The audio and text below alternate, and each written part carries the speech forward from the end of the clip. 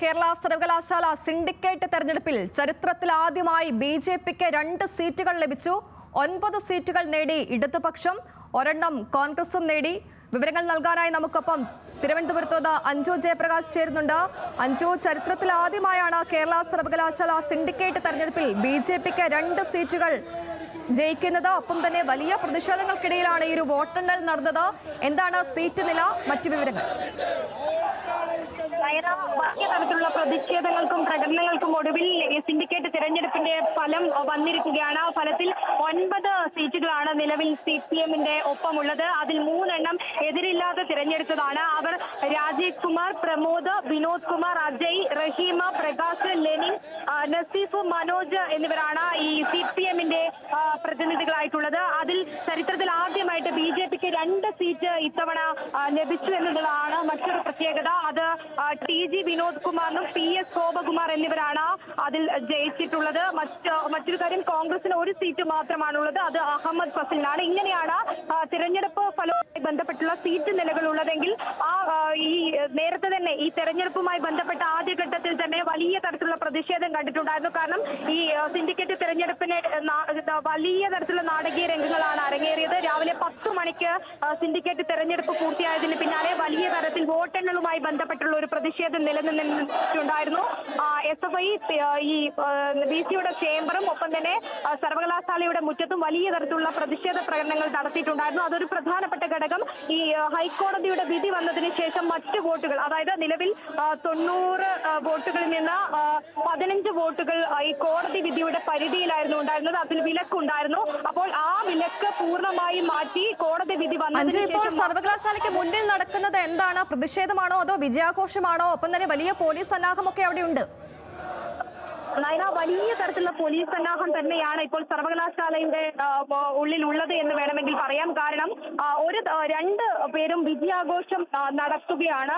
ഓരോ സ്ഥലത്ത് CPM-ന്റെ വിജയാഘോഷ പ്രകടനം കാണാം, മറുവശത്തായിട്ട് BJP-യുടെ വിജയാഘോഷ പ്രകടനവും കാണാം. പക്ഷേ ഇരുവരും പിരിഞ്ഞു പോവാതെ ഈ ക്യാമ്പസിന്റെ, അതായത് സർവകലാശാലയുടെ മുറ്റത്ത് ഈ അതായത് BJPക്ക് നേരെ വലിയ തരത്തിലുള്ള പ്രതിഷേധ മുദ്രാവാക്യമാണ് വിജയിച്ചതിന് ശേഷം SFI ഉയർത്തിക്കൊണ്ടിരിക്കുന്നത്. തിരിച്ചും എതിർവശത്തു നിന്ന് BJP-ക്കാരും സമാനമായിട്ടുള്ള രീതിയിലാണുള്ളത്. ഇതൊരു വിജയാഘോഷമാണോ എന്ന് ചോദിച്ചാൽ വിജയാഘോഷമാണ്. പക്ഷേ അതിൽ മുദ്രാവാക്യങ്ങൾ ഇരുപക്ഷത്തെയും ഇരുപക്ഷവും അങ്ങോട്ടും ഇങ്ങോട്ടും മുദ്രാവാക്യം വിളിച്ചുകൊണ്ടിരിക്കുകയാണ്. ഇതിന്റെ നടുവിലായിട്ട് പോലീസ് രണ്ട് ലൈനുകളായി 2 പക്ഷത്തിനുമൊപ്പം പോലീസ് നിൽക്കുകയാണുള്ളത്. വലിയ തരത്തിലുള്ള പോലീസ് വിന്യാസമുണ്ട് ക്യാമ്പസിനകത്ത് തന്നെ. ഏത് സമയത്തും ഈ പ്രതിഷേധം ചിലപ്പോൾ സംഘർഷത്തിലേക്ക് നയിക്കാൻ സാധ്യതയുള്ളതിനാലാണ് ഇപ്പോൾ കന്റോൺമെന്റ് ACP ഉൾപ്പെടെയുള്ളവർ സ്ഥലത്ത് നിലയുറപ്പിച്ചിട്ടുണ്ട്. ഏതെങ്കിലും തരത്തിലുള്ള പ്രതിഷേധം ഉണ്ടായാൽ അത് നേരിടാനുള്ള പോലീസ് സന്നാഹങ്ങളും സ്പെഷ്യൽ ബ്രാഞ്ച് ഉൾപ്പെടെയുള്ള ആളുകളും ഇപ്പോൾ സർവകലാശാല മുറ്റത്തുണ്ട്. രാവിലെ തുടങ്ങിയ പ്രതിഷേധമാണ്, അപ്പോൾ തുടങ്ങിയ പോലീസ് സന്നാഹവുമാണ്. അവർ ഇപ്പോഴും നിലയുറപ്പിച്ചിട്ടാണുള്ളത്. ഇവർ ഇതുവരെ പിരിഞ്ഞു പോവാൻ തയ്യാറായിട്ടില്ല. നേരത്തെ വിജയാഘോഷത്തിന്റെ ഭാഗമായി പ്രകടനം നടന്നിട്ടുണ്ടായിരുന്നു. ആ പ്രകടനത്തിന് പിന്നാലെ പ്രസംഗം നടന്നു. ഈ ജയിച്ചു വന്ന 9 അംഗങ്ങളും പ്രസംഗിച്ചു കഴിഞ്ഞു. അതിനുശേഷവും SFI ഇവിടെ നിന്ന് പിരിഞ്ഞു പോവാൻ തയ്യാറാവാതെ ഇതിന്റെ മുറ്റത്ത് തന്നെ നിലയുറപ്പിക്കുകയാണ്. അതായത് ചരിത്രത്തിൽ ആദ്യമായി സീറ്റ് നേടിയ BJP-യെ ഈ കോമ്പൗണ്ടിൽ നിന്ന് പ്രസംഗിക്കാൻ പോലും അനുവദിക്കാതെ ഇവിടെ തന്നെ നിലയുറപ്പിക്കുന്ന സ്ഥിതിയാണ് ഉണ്ടായത്. അങ്ങനെയാണ് ഇപ്പോൾ അഞ്ജു, ഒരു കാര്യം കൂടി, ഈ ഒരു ഗവർണർ സർക്കാർ തർക്കമൊക്കെ കേരള സർവകലാശാലയുടെ സിൻഡിക്കേറ്റ് തെരഞ്ഞെടുപ്പിലും പ്രതിഫലിക്കുന്ന ഒരു സാഹചര്യമാണ് നമ്മൾക്ക് കാണാൻ സാധിക്കുന്നത്. കാരണം ആദ്യമായി BJP ഒരു സീറ്റ് നേടുമ്പോൾ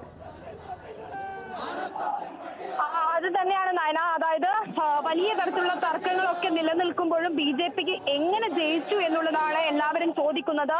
ആരുടെയൊക്കെ വോട്ടുകളാണ്, VC-യുടെ മാത്രമാണോ, അല്ലെങ്കിൽ ആരുടെയൊക്കെ വോട്ടുകൾ മറിഞ്ഞിട്ടാണ് BJP-യുടെ ഈ 2 അംഗങ്ങൾ വിജയിച്ചു കയറിയത് എന്നടക്കമുള്ള ചോദ്യങ്ങൾ ഉയരുന്നുണ്ട്.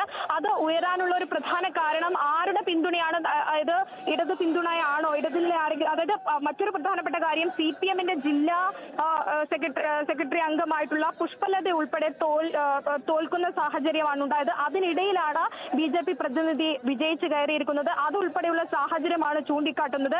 അങ്ങനെ നിലനിൽക്കുമ്പോൾ ഈ വിജയാഘോഷത്തിൽ ചെറിയ മങ്ങലുണ്ടെങ്കിലും വലിയ തരത്തിലുള്ള ആഘോഷമാക്കി ഇവിടെ SFI മുദ്രാവാക്യം ഉയർത്തി അവരുടെ വിജയാഘോഷ പ്രകടനം നടത്തി കഴിഞ്ഞെങ്കിലും BJP-യെ അടുപ്പിക്കാതെ BJP-യോടുള്ള ഒരു പ്രതിഷേധ സൂചകം എന്ന രീതിയിൽ വലിയ തരത്തിലുള്ള മുദ്രാവാക്യം ഉയർത്തി ഇവിടെ തന്നെ നിലയുറപ്പിക്കുന്ന സ്ഥിതിയാണ് കാണുന്നത്. ഇപ്പോഴും പ്രവർത്തകർ ആരും പിരിഞ്ഞു പോവാൻ തയ്യാറല്ല, ഈ മുറ്റത്ത് തന്നെ നിലയുറപ്പിക്കുകയാണ്. എതിർവശത്തും BV രാജേഷ് ഉൾപ്പെടെയുള്ള BJP-യുടെ പ്രതിനിധികളൊക്കെ മറുവശത്തുമുണ്ട്. അവരും ഈ സർവകലാശാലയുടെ മുറ്റത്ത് തന്നെ നിലയുറപ്പിക്കുകയാണ്. അങ്ങനെ ഇരുപക്ഷവും മുറ്റത്ത് നിന്ന് അങ്ങോട്ടും ഇങ്ങോട്ടും പ്രതിഷേധ മുദ്രാവാക്യം ഉയർത്തിക്കൊണ്ടിരിക്കുകയാണ്.